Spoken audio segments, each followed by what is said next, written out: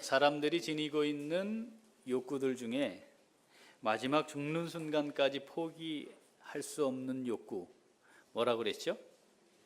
명예의 욕이라 했습니다. 그 사람이 어떤 신분이나 지위를 가졌든 얼마나 많은 다른 사람들과 비교해 소유와 권세를 가졌든 상관없이 그것을 내세울 수 없는 위치에 있는 사람이라도 모든 사람들은 다 존중받기를 원합니다. 하다못해 사회 속에서는 그게 안 되더라도 가정에서만큼이라도 존중받고 귀히 여김 받기를 원하는 마음을 지니고 살아갑니다. 인생을 살아감에 있어서 중요한 여러 가지 가치를 꼽으라 하면 많은 걸 이야기할 수도 있겠지만 그 중에 중요한 가치가 바로 이 존중받는 겁니다.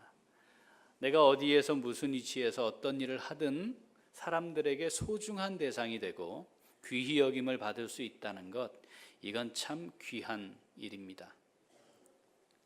그런데 세상에 나가보니까 사람들로부터 존중받는다는 느낌을 받게 되는 경우가 내가 무엇을 지니고 있느냐와 관계가 있는 것 같습니다. 많이 있거나 높아지면 그에 비례하는 존중을 받는 것처럼 여겨집니다. 하다못해 주차장을 가도 아주 비싼 차를 몰고 온 사람은 따로 주차를 해줍니다. 그 사람들이 전용 주차하는 공간도 만들어 두기도 합니다. 인천공항이 2공항이 만들어졌죠? 거기에 지금 패스트 트랙이란 빨리 통과하는 걸 만든대요. 그걸 이제 하겠대요. 1공항도 있었는데 안 했거든요. 2공항에 이제 하겠다는 거예요. 어떤 사람들을 대상으로? 비즈니스석 이상의 비싼 돈을 내고 온 사람들 대상으로.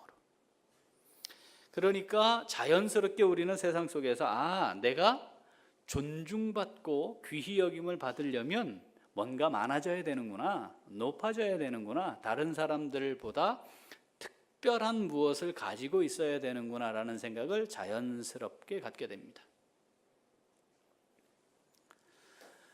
그런데 그런 위치에 있는 여러 사람들을 보면 차라리 저게 없었더라면 더 나았을 걸, 또는 어떻게 저런 인간 쓰레기 같은 짓을 할 수 있지라고 하는 욕을 먹는 사람들도, 평가를 받는 사람들도 꽤나 있어 보입니다. 다시 말하면 지위가 주는, 눈에 보이거나 평가 가능한 기준으로는 그 사람을 평가할 수 있을지 몰라도 그 사람의 존재적 가치를 평가하는 것만은 아니다. 그것은 다를 수 있다는 거죠. 그럼에도 불구하고 우리는 어쨌든 존중받는 사람으로 살기 위해 어떻게 하든지 그것들을 얻고자 하고 얻게 만들려 하고 스펙도 쌓아가려고 합니다.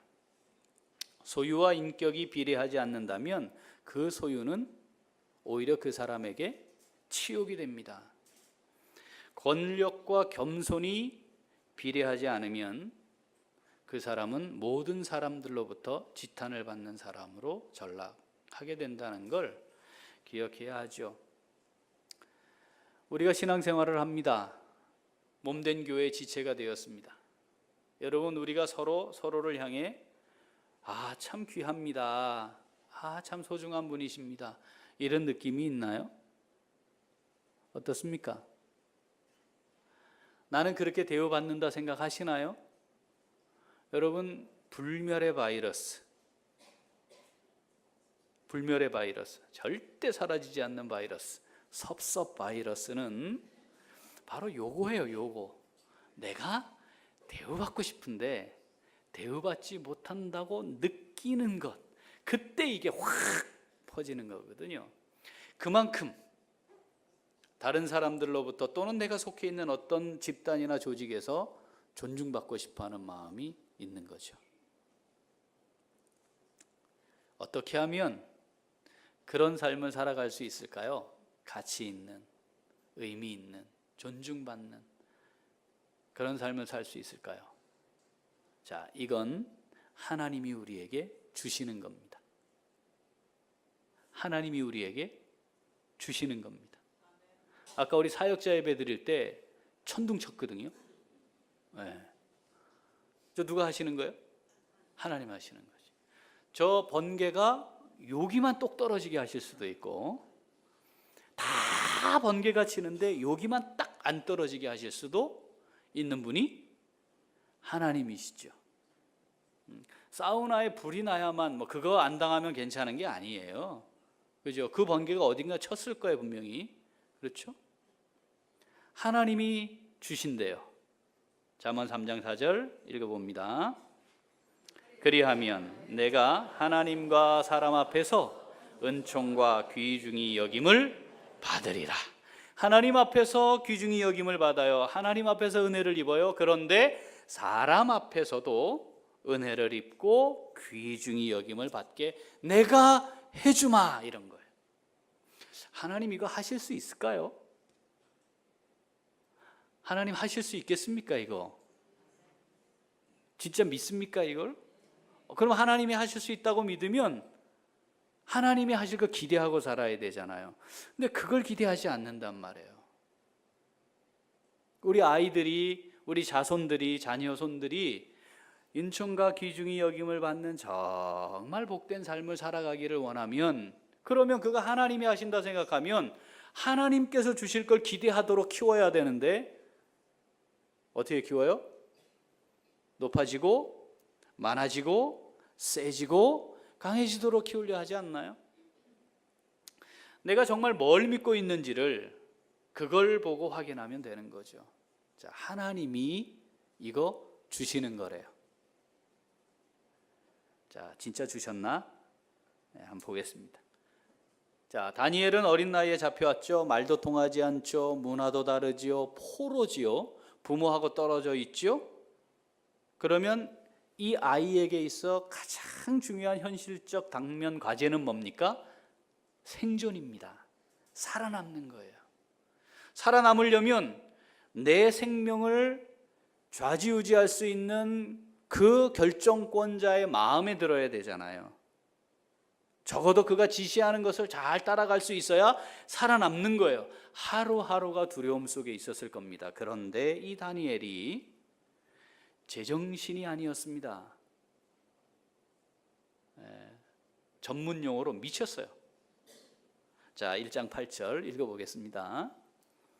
다니엘은 뜻을 정하여 왕의 음식과 그가 마시는 포도주로 자기를 더럽히지 아니하리라 하고 자기를 더럽히지 아니하도록 환관장에게 구하니.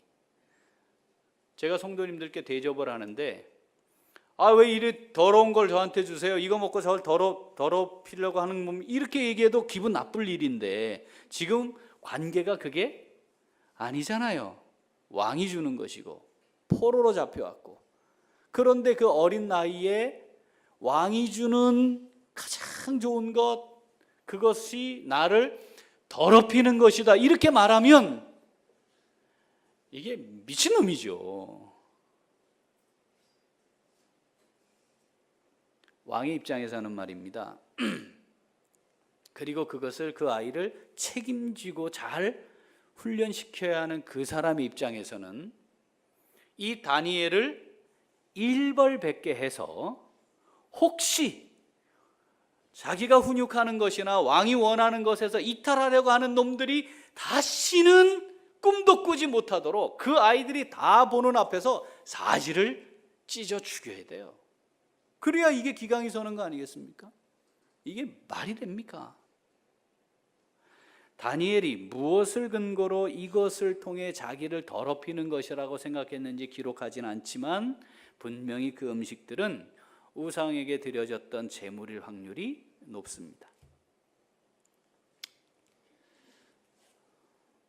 이거 어떻게 해요, 이제? 그죠? 우리는 성경을 읽어서 다니엘이 이상하다. 총리, 제국이 3번 바뀌는데 총리로 그렇게 하고 죽었는데 이해되잖아요. 자, 9절. 어떻게 그러면 그 이후의 과정들이 있었을까? 읽어봅니다. 하나님이 다니엘로 하여금 환관장에게 은혜와 긍휼을 얻게 하신지라. 하나님이 그 다니엘을 위해서 그걸 책임지고 있는 사람이 다니엘을 이쁘게 보게 하면 되는 거다 이 말입니다.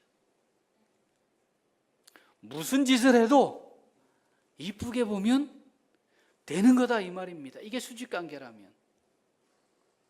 다른 사람은 이 버르장머리 없고 개념 없고 한심하고 이런 쓰레기 같은 놈 이렇게 할 일인데 얘한테는 괜찮아 하면 되는 거다 이 말이죠. 그 마음을 누가 주관한다? 하나님이 주관하신다는 걸 보여주는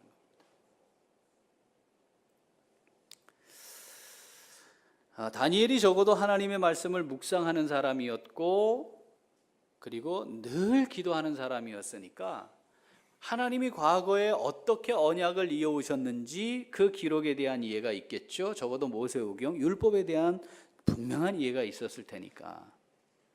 창세기 39장을 가보면 요셉이라고 하는 아주 개념 없는 천방지축 소년에 대한 기록이 나옵니다. 형들이 잘못하는 거 아버지한테 고자질하는, 그래서 결국 형들한테 죽은 거나 다름없죠. 팔려갑니다. 그런데 그가 팔려간 곳이 어디였죠? 지금 우리로 따지면 경호실장 보디발의 집입니다. 노예로 왔어요. 그런데 4절 5절을 보면 하나님이 보디발에게 요셉에게 은혜를 베풀게 하셨대. 딴 거 없어요. 그냥 그 경호실장이 아이고 저놈 참 하는 짓이 귀엽네. 안 귀여워도 아이고 저놈 참 하는 짓이 귀엽네. 싸가지 없게 말하는데도 아이고 저놈 참 귀엽다. 그러면 끝나는 거예요. 그냥. 어쨌든 그 싸가지 없는 요셉이 팔려가가지고 경호실장의 은혜를 입게 됐어요. 그를 은혜로 받게 한 거예요. 그래서 뭐가 됐죠? 가정의 모든 걸 다 책임지는 충무가 됩니다. 가정 충무가 돼요.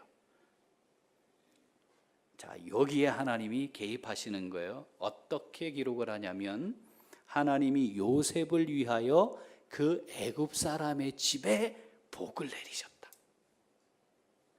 그 보디발이 막 복을 받는데 그 집이 막 형통하게 되는데 뭐 때문에 그렇게 됐다고요? 요셉 때문에. 그러니 이 보디발이 야 저놈이 들어와서 뭐 한 뒤로 이게 이상하네 잘 되네 뭐 이렇게 된 거죠. 하나님이 요셉과 함께 하고 있다는 걸 많은 사람들이 확인했어요. 그러다가 이 보디발의 아내 성폭행범이 되지 않습니까? 그렇죠? 자, 그러면 이제 어떤 상황이 되는 거예요? 이렇게 믿었건만, 그래서 내가 너에게 모든 걸 다 맡겼건만 너가 어떻게 이럴 수가 있느냐 이놈아. 이건 극도의 분노입니다. 거기다가 경호실장은 왕궁 안에 있었기 때문에 확실하게 소문이 그 다음 날로 다 나는 거죠. 그리고 요셉이 갇힌 감옥이 어디입니까? 바로 그 왕궁 감옥이거든요. 그러니까 거기에 감옥에 갇힌 사람들, 가둔 사람들, 간수들 다 알아요. 저게 어떤 놈인지, 쳐 죽일 놈, 저 그냥 죽이면 안 된다고, 저 천인공날 저런 짓을 한 놈 어떻게 저럴 수가 있느냐. 당시에 노예가 주인의 아내, 이게 상상이나 할 일입니까 이게. 39장, 창세기 39장 21절 읽어보죠. 여호와께서 요셉과 함께 하시고 그에게 인자를 더하사 간수장에게 은혜를 받게 하시매. 이유가 없어요. 자주 흉측한 말도 안 죽일 놈인데 요셉이 아무리 변명을 한들 누가 그거 들어주겠습니까? 그런데 간수장이 그 말을 들어주면 되는 거예요. 다른 사람은 다 죽일 놈이라고 사형할 날이 얼마 안 남았어도 간수장이 아휴 저 누명 쓰고 들어와가지고 저 어쩌노 이 마음만 딱 보면 끝나는 거예요. 감옥 안에서는. 자, 하나님 약속이 뭐라고요? 따라합시다. 하나님과 사람 앞에서 은총과 귀중히 여김을 내가 받게 해주마. 이게 약속이에요. 여러분, 은총과 귀중히 여김을 받는 삶을 삽시다.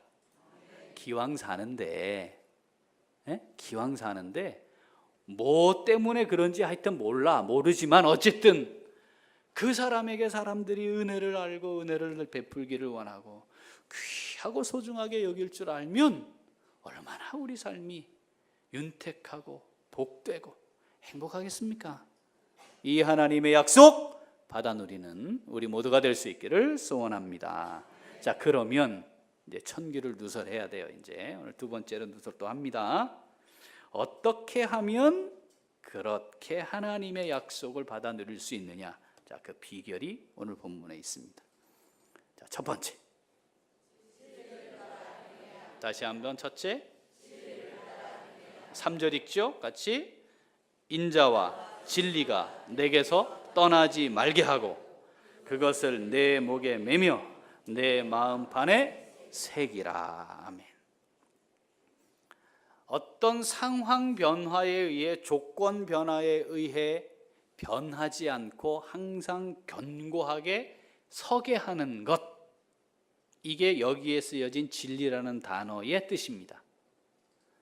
상황이나 조건이 변해도 변화되지 않고 견고하게 서게 하는 것, 그게 진리예요. 그러면 바꾸어 말하면 진리를 알고 진리를 따라 행하는 사람은 상황이 변하고 조건이 달라져도 변화되지 않고 견고하게 원래의 그 가치를 따라 행한다는 것이 되겠죠. 그러면 하나님과 사람들이 은혜를 입히게 하고 은혜를 더하고 귀히 여기겠다는 거예요. 하나님이 그걸 그렇게 하게 하시겠다는 거예요. 진리의 기초는 뭡니까? 하나님의 말씀이지요. 그러니까 하나님의 말씀이 없는데 진리를 따르는 삶을 사는 건 불가능합니다. 진리적 기초가 있어야 참된 자유를 누리며 살게 됩니다. 돈에 예속되어 자유를 잃어버릴 수 있어요. 권력에 예속되어 자유를 잃어버릴 수 있어요. 하나님과 상관없는 그 어떤 것을 얻기 위해 거기에 딱 예속이 되면 그것의 종이 되어 살기 때문에 자유하지를 못해요. 자유하지를. 진리를 알고 진리를 따라 행하면 자유할 수 있습니다. 자, 주님은 길이요 진리요 생명이라 했으니 진리적 기준이 없는 사람은 주님과 상관 없는 사람인 겁니다. 성령을 진리의 영이라 합니다. 진리적 기준이 없는 사람은 성령의 인도하심이나 교제하심을 누리며 살아갈 수가 없어요. 진리의 기초는 하나님의 말씀입니다. 말씀을 묵상하고 말씀을 따라 행해야 합니다. 이건 쉬지 않고 강조해도 지나침이 없습니다. 그리고 우리는 지난주에 이 부분에 대해서 또 깊이 살폈습니다. 자, 첫째 비결, 첫째 뭐라고요? 진리를 따라 행하는 것입니다. 진리를 따라 행함으로 은총과 귀중히 여김을 받는 복된 삶 누릴 수 있기를 소원합니다. 자, 둘째. 다시 한번 둘째. 자, 인자해야 합니다. 오늘 본문 다시 한번 읽어볼까요? 3절. 인자와 진리가 내게서 떠나지 말게 하고 그것을 내 목에 매며 내 마음판에 새기라. 그러니까 인자해야 해요. 인자함이 있어야 해요. 여기에 인자라는 단어가 헤세드입니다. 헤세드. 들어보셨나요? 자, 헤세드라는 말인데 이런 거예요. 연약함 가운데 있는 사람, 죄 가운데 있는 사람, 힘들고 고단한 형편에 있는 사람과 함께하고 그들의 마음과 동정, 같은 마음을 품고 긍휼히 여기며 베풀고 용납하고 나누는 행위, 그게 뭐예요? 헤세드예요. 인자. 여러분, 구원의 은혜를 누리고 사는 사람입니다. 이 말은 하나님의 인자하심을 경험했습니다 라고 하는 말과 같습니다. 하나님의 인자하심이 아니면 우리 지금 여기 이 자리에 아무도 있을 수 없어요. 제가 여기 서가지고 불가능해요. 하나님의 인자하심이 있기에 나를 또 이해하시고 같은 마음 품어주시고 긍휼히 여겨주시고 나의 아픔도 같이 느껴주시고 나의 기쁨도 같이 느껴주시고 나의 상황에 동화되셔서 공감하시고 그렇게 나를 용납하시기에 제가 여기 있을 수 있고 우리가 지금 이 자리에 있을 수 있는 겁니다. 여호와께 감사하라. 그 인자하심이 영원함이로다. 이걸로 되어 있는 성경이 있어요. 한 장 전체가 시편 136편입니다. 거기에 보면 1절부터 9절까지는 창조주 하나님에 대해 기록을 하고 있어요. 그러면서 여호와께 감사하라. 그 인자하심이 영원함이로다. 그리고 10절부터 하나님의 인자하심에 대해 기록을 하시는데 출애굽 과정 전체를 기록하고 있습니다. 애굽에 있을 때부터 또 애굽에서 나와서 광야를 거쳐서 하나님의 약속의 땅으로 가는 거죠. 그 과정을 쭉 기록하면서 그 인자하심이 영원함이로다 기록합니다. 진짜 하나님 인자하심이 아니었으면요 하나님 약속의 땅 못 가요. 그렇지 않나요? 네? 원망 불평 기분 깔고 가잖아요. 거기다가 싸우고 다투고 배신하고 배반하고 이게 그들의 일생이었습니다. 40년 광야에. 머리 위에 하나님 지금 계시잖아요. 임재가 있잖아요. 구름 기둥 불 기둥 있잖아요. 그런데 하나님을 향해 대적하거든요. 하나님이 필요한 것을 공급하면 하나님 감사합니다 했다가 이내 또 돌아서서 원망하고 불평하고 그걸 반복했거든요. 그걸 기록하면서 그 인자하심이 영원함이로다. 그 인자하심이 우리에게도 임해 우리가 여기 있는 겁니다. 우리 출애굽한 이스라엘 백성들보다 훨씬 낫겠습니까? 아니에요. 그렇지 않아요. 우리도 하나하나 분석하기 시작하면 그들 못지않거나 그들보다 더 할 수 있습니다. 하루 24시간 사는 동안 하나님과 동행하는 시간 비율로 하면 몇 퍼센트 되겠습니까? 몇 퍼센트 되겠습니까? 그런데도 하나님 우리를 향해 인자하게 베풀고 계시고 우리를 품고 용납해 주는 거죠.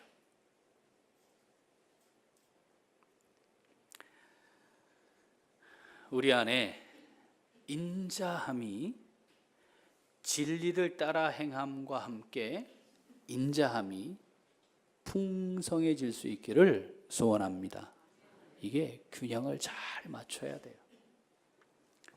그런데 말입니다. 우리가 인자함을 배울 기회가 없어요.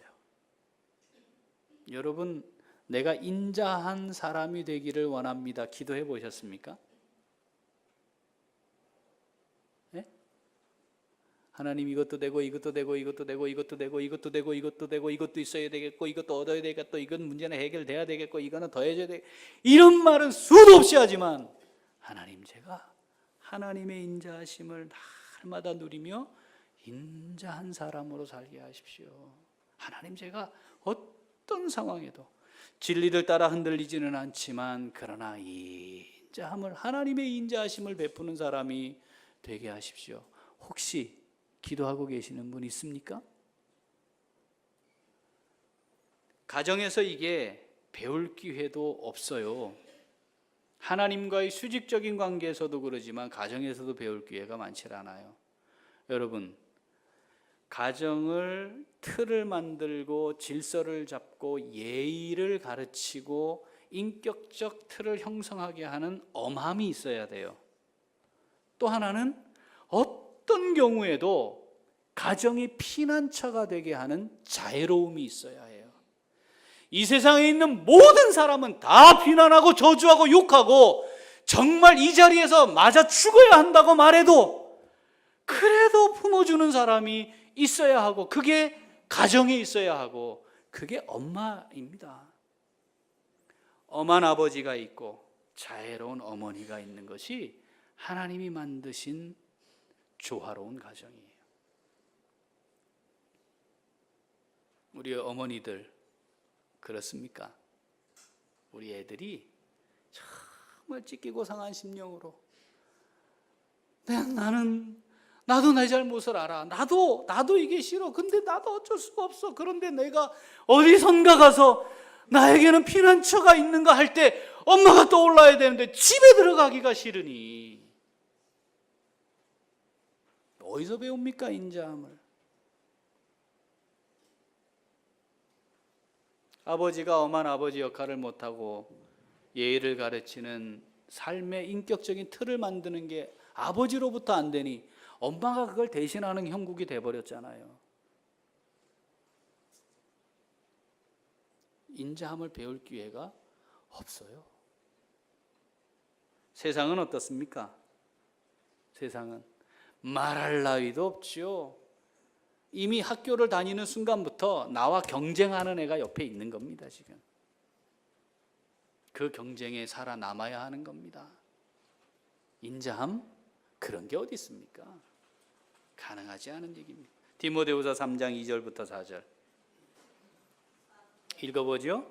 사람들이 자기를 사랑하며 돈을 사랑하며 자랑하며 교만하며 비방하며 부모를 거역하며 감사하지 아니하며 거룩하지 아니하며 무정하며 원통함을 풀지 아니하며 모함하며 절제하지 못하며 사나우며 선한 것을 좋아하지 아니하며 배신하며 조급하며 자만하며 쾌락을 사랑하기를 하나님 사랑하는 것보다 더하는데 어떻게 세상 속에서 인자함을 배울 수 있겠습니까?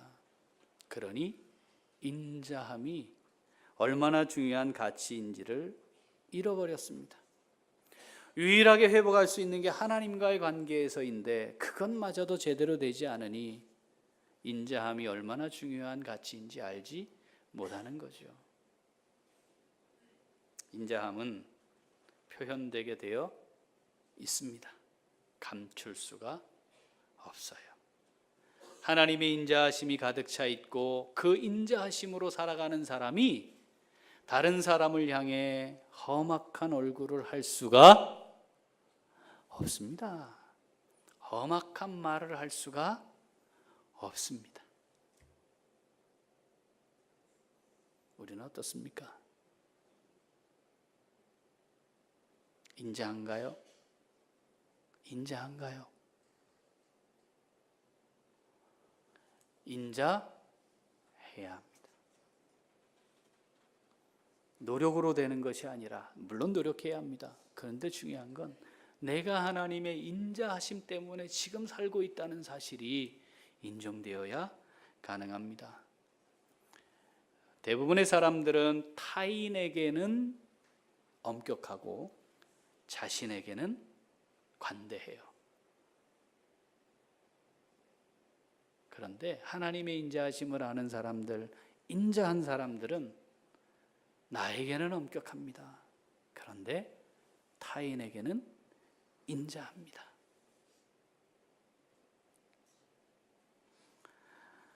우리는 하나님을 믿는 사람들입니다. 하나님이 은총과 기중이 여김을 받으며 살아가게 하실 수 있는 분인 줄 믿습니다. 돈이, 권력이, 좋은 성적이, 좋은 학벌이, 높은 지위와 신분이 은총과 귀중을 여김을 받는 정말 복된 삶을 살아가게 만드는 게 아닙니다. 그건 하나님이 필요하면 덤으로 주시는 겁니다. 하나님의 인자하심을 기억하고 그 인자하심으로 인자해야 합니다. 정리하죠. 진리를 따라 행합시다. 2017년 이제 한 주 남았거든요. 이동훈 집사님 올해 한 2독 하셨죠? 성경 한 2독 정도는 하셨죠, 올해? 네. 목표는 한 4독쯤 세우고. 이거 읽는 것도 잘 안 되면 어떻게 하겠어요? 어떻게 하겠어요? 이걸 어떻게 하겠어요? 원이어 바이블이라는 저런 책이 왜 나오겠습니까, 도대체? 신청들 하셨어요? 저게 왜 나오겠어요? 1년에 한 번도 안 읽으니까. 1년에 한 번 읽는 게 기본이면은요, 저런 책 만드는 게 부끄럽지. 진리를 따라 행합시다. 진리를 따라 행합시다. 인자합시다. 인자하면 돼. 인자하면 돼. 우리 교회를 다니는 하나님의 사람들의 모인 이 집단이 다 같이 인자하면 돼요. 예? 교회 몇 년 다니셨어요? 몇 년입니다라고 하는 것이 인자한 만큼이 되면 돼요. 30년쯤 인자하면 이 모습이 되는구나. 얼굴이 이렇게 바뀌는구나. 인상이 이렇게 달라지는구나. 말과 표현은 이렇게 되는 거구나. 여러분, 예수 먼저 믿는 우리가 책임이 있는 겁니다. 그리고 그걸 우리 아이들에게 강조합시다. 네? 강조합시다. 여러분, 여기 공부 잘한 사람 몇 명 안 돼요. 우리 지금 여기 예배 드리는 사람 중에 공부 잘한 사람 몇 명 안 돼요. 그래도 우리 공부 못했지만 다 살잖아요. 어제 우리 교역자들 모여서 식사하면서 그랬어요. 야, 우리 다 공부 못한 사람들이다. 그죠? 총신전문대, 저 그렇게 부르거든요. 총신전문대 나왔지, 이용표 목사님 총신전문대 나왔지, 이학구 목사님 진주 지방대 나왔지. 공부 다 못했어요. 어차피 공부 잘하는 걸로 인생에 승부할 사람 3% 안에 들면 그건 이제 공부했다 이렇게 얘기하고, 우리 다 공부 못했잖아. 그죠? 그러니까 그거 가지고는 이제 비교할 필요 없는 거예요. 근데 인생을 살아가면서 무엇이 그러면 그 삶을 결정하느냐? 사람됨이다. 사람됨이다. 사람됨. 그건 예수 믿는지 안 믿는지와 상관없이 모든 사람 속에서 분명하게 확인되는 거거든요. 오늘 성경이 그걸 한 요소를 이야기하는 겁니다. 인자함. 인자하라. 인자하라. 진리적 기준과 인자함이 조화를 잘 이루어서 하나님이 약속하신 바 은총과 귀중히 여김을 받는 복된 삶, 우리 다 함께 누려갈 수 있기를 소원합니다. 기도하겠습니다. 하나님 아버지, 감사합니다.